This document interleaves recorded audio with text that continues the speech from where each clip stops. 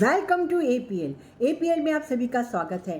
तो भाई world champion के लिए अभी जो 19 से शुरू होने वाली है उसके पहले बाकी टीमों ने क्या कर गुजरी हैं, टीमें क्या मार धाड़ हुई है उसके बारे में बात कर लेते हैं। सबसे पहले मैं बात करूंगी इंडिया वर्सेस इंग्लैंड की T20 और वनडे सीरीज़ की बात। क्या T20 में इंग्लैंड को धोया है और क्या वनडे सीरीज़ में धोया है। अशके भाई अशके, इंग्लैंड तो लगता है कि ये ना क्रिकेट खेलना यहाँ इंडिया से भूल के ही जाएगी, और जो वर्ल्ड चैम्पियन के लिए वो क्या करेगी मुझे नहीं मालूम। इसके बाद हम बात करते हैं जो ऑस्ट्रेलिया और लंका के मैच हुए। भाई टेस्ट मैच में तो ऑस्ट्रेलिया ने लंका को बुरी तरह से हरा दिया। स्टीव स्मिथ ने अपनी 38 सेंचुरी बना डाली और इसमें कैरी ने भी सेंचुरी बनाई। बहुत कुछ इतना अच्छा किया ऑस्ट्रेलिया ने कि मुझे देख के मज़ा आ गया। हालांकि पैट कमिंस इसमें नहीं थे, वो किसी कारण से अपनी पर्सनल रीज़न से वो नहीं ज्वाइन हो पाए। इसके बाद जब ऑस्ट्रेलिया ने लंका के साथ वनडे सीरीज़ खेली, भाई अब ये वनडे सीरीज़ की बातें हो रही है ना, क्योंकि अब वर्ल्ड चैम्पियन के लिए तो वनडे सीरीज़ ही होगी। तो भी वनडे सीरीज़ में जो लंका ने ऑस्ट्रेलिया को हराया है ना, जितनी बुरी तरह ऑस्ट्रेलिया ने टेस्ट सीरीज़ में हराया था उसी तरह लंका ने ऑस्ट्रेलिया को वनडे सीरीज़ में हराया है। मुझे ये देखकर बड़ा आश्चर्य हुआ कि अगर ऑस्ट्रेलिया इस तरह से करेगी तो क्या करेगी, मतलब वर्ल्ड चैम्पियन की जो सीरीज़ होने वाली है उसमें क्या करेगी ऑस्ट्रेलिया। उसमें तो है ना पैट कमिंस नहीं है, स्टार्क नहीं है, और उनका एक बहुत अच्छे बॉलर है वो भी नहीं है, और इसके अलावा वो स्टॉइनिस ने भी लास्ट मोमेंट पे रिटायरमेंट ले ली है। मुझे नहीं समझ में आ रहा कि ऑस्ट्रेलिया वर्ल्ड चैम्पियन में क्या करने वाली है। खैर अब वो जो करेगी सो करेगी। अब हम बात करते हैं कि ट्राई नेशन एक सीरीज़ हुई पाकिस्तान, साउथ अफ्रीका और न्यूजीलैंड के बीच में।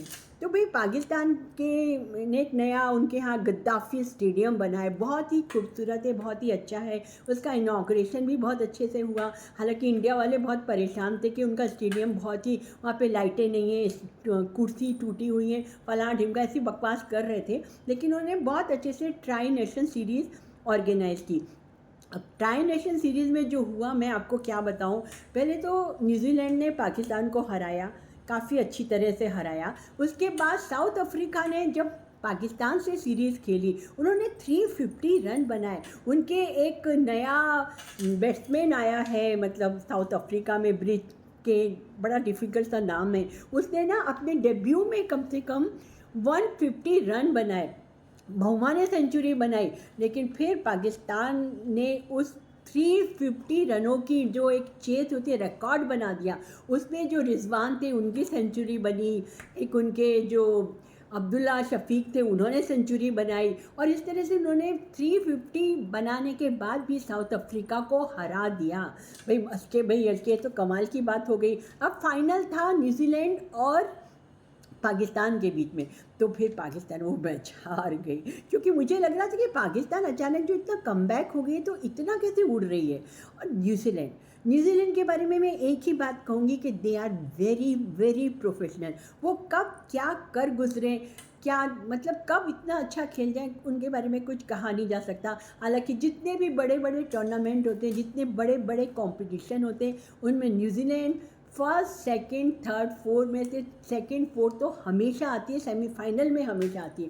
तो भाई ये टेस्ट मैच भी उन्होंने, ये जो थी वनडे सीरीज़ उन्होंने जीत ली, ये ट्रॉफी उठा ली, ट्राई नेशन सीरीज़ थी। अब मैं बात करूँगी तो वर्ल्ड चैम्पियन की जो टूर्नामेंट आ रहे हैं जो 19 से शुरू हो रहे हैं, उसमें है New Zealand, Australia, England, India, Afghanistan और आई थिंक बांग्लादेश। उसमें ये लंका और वेस्ट इंडीज़ क्यों नहीं है मुझे नहीं पता, लेकिन इनके बीच में एक बड़ा अच्छा मुकाबला होने वाला है। तो उसमें मैं आपको अभी से बता देती हूँ कि मुझे किन किन टीमों से बहुत ज़्यादा उम्मीद है।